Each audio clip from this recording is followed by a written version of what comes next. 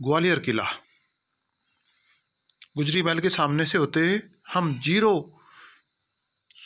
के सूचना पट लगे एक शिलालेख के आगे से होकर हम चतुर्भुज मंदिर पहुंचते हैं।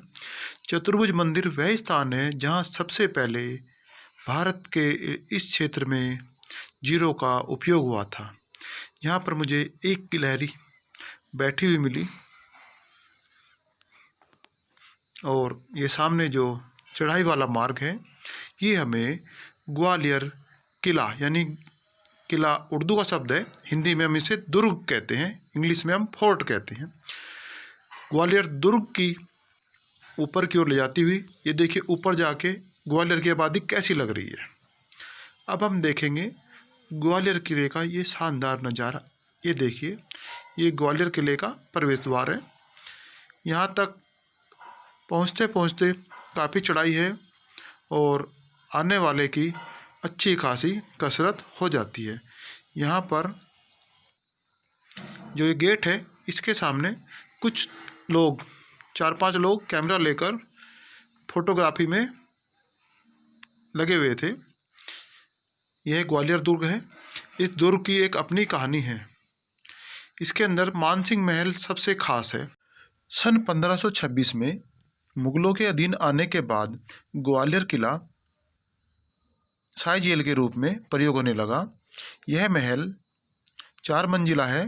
2 मंजिल ज़मीन के ऊपर है और 2 मंजिल ज़मीन के नीचे है, यानी कि अंडरग्राउंड है, भूमिगत है।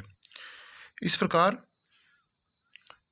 इस शानदार महल को ऊपर से हम महल समझ सकते हैं और नीचे तहखाने में हम इसको जेल के रूप में देख सकते हैं।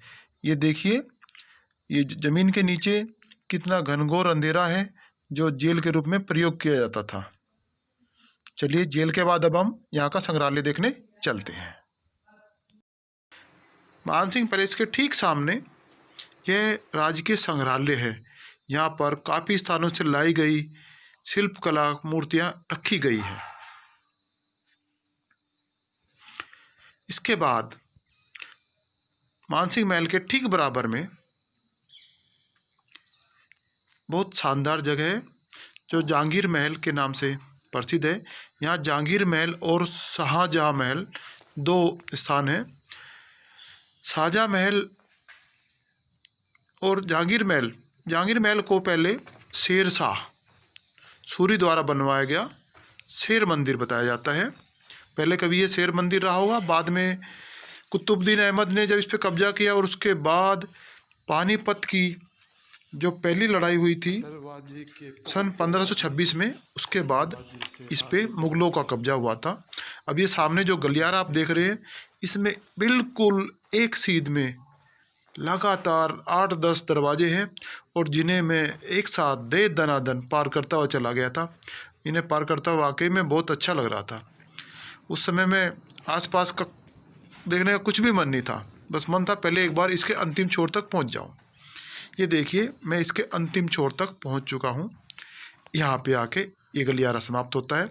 अब इसमें हम पहले दाएं हाथ नहीं, पहले हम उल्टे हाथ पे देखेंगे। सामने देखिए ब्रिटिश के समय का बना हुआ एक भवन है और एक ये जलकुंड है। ये सामने देखिए। अब हम वापस इस जो जहांगीर महल यानी शेर मंदिर के भीतरी प्रांगण में आते हैं। ये देखिए हाथी हौद है, बीच में भी ये कुंड है। हाँ, मैं आपको जानकारी दे रहा था कि 1526 में मुग़लों के शासन के बाद, यानी पानीपत की जो पहली लड़ाई हुई थी वो 1526 में हुई थी, तो उसमें मुग़लों की विजय के बाद यह स्थान बल्कि पूरा उत्तर भारत मुग़लों के अधीन आ गया था। महल के अंदर अधिकतर भवन मुग़लों से पहले बने हुए हैं। मुग़लों ने केवल इन पे जीर्णोद्धार और अपने अनुसार थोड़ी बहुत चेंज किया है, अन्यथा अधिकतर निर्माण मुग़लों से पहले का बना हुआ है जो लगभग 1000 वर्ष के आसपास हो चुका है। और इसका जीर्णोद्धार करने का लाभ यह हुआ कि यह आज भी काफ़ी अच्छी हालत में बचा हुआ है। वैसे तो सन 876 में महाराजा भोजदेव के द्वारा यह बनवाया गया था। ये देखिए किले के ऊपर से हमें नीचे गुजरी महल दिखाई दे रहा है। गुजरी महल भी पुराने समय में एक छोटा किला सुरक्षा चौकी जैसा काम करता था, लेकिन आजकल यह एक संग्रहालय है जिसमें यहाँ पर बहुत सारी मूर्तियाँ आदि रखी गई हैं। मैं यहाँ गुजरी महल के सामने से बने प्रवेश द्वार से ही इस किले में पैदल चलकर ऊपर आया था। इस किले में आने के 2 द्वार हैं, एक पैदल मार्ग है और एक गाड़ी वाला मार्ग है। पैदल वाला मार्ग गुजरी महल के ठीक सामने से होके जाता है, जो तानसेन की समाधि वाली दिशा से आता है, और दूसरा मार्ग ठीक इसके विपरीत यानी कि पश्चिम दिशा से है, जो गाड़ी वाला मार्ग है। ये देखिए मैं यहाँ से सामने से इस किले में आया था। ग्वालियर दुर्ग में बहुत सारे स्थान देखने लायक हैं। यहाँ पे रात्रि विश्राम के लिए गुरुद्वारा है, एक रात्रि यहाँ अवश्य रुके। और यहाँ देखने के लिए तेली मंदिर, गुरुद्वारा, 84 खंबा बावड़ी, सास बहू का मंदिर, जहांगीर महल, मानसिंह महल, और मानसिंह महल के अंदर भूतल यानी अंडरग्राउंड बनी हुई जेल, 2 मंजिल यहाँ पे अंडरग्राउंड है, क्योंकि इस किले की ऊंचाई काफ़ी है। यह किला लगभग 2.5 किलोमीटर लंबा और लगभग 700 मीटर चौड़ाई लिए हुए है। ग्वालियर में टीवी टावर भी है, ये देखिए। चलिए अब हम आपको ग्वालियर शहर के दर्शन कराते हैं। ये देखिए ऊंचाई से दिखाई देता ग्वालियर शहर, ऐसा लगता है जैसे हम हवा में उड़ रहे हो और नीचे आबादी के दर्शन कर रहे हो। चलिए बाहर के नज़ारे के बाद अब हम वापस महल के अंदर लौटते हैं। 1526 में पानीपत की पहली लड़ाई के बाद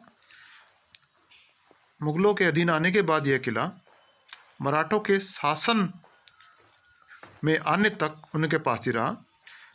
मराठों के बाद यह किला अंग्रेजी शासन के अधीन आया और आखिर में 1880 में मुगलों और मराठों की संधि के बाद यह किला सिंधिया परिवार को दे दिया गया।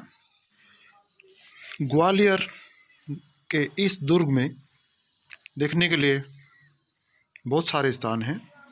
यह देखिए अब हम उस बिंदु पर आ चुके हैं जो बिंदु तस्वीरों में, फिल्मों में, नाटकों में हम लोग देखते आ रहे हैं। ग्वालियर दुर्ग बहुत शानदार स्थान है। जब भी इस तरफ आएँ तो इस दुर्ग को देखना न भूलें। तो कैसा लगा दोस्तों, कमेंट और लाइक में अवश्य बताया करो। धन्यवाद।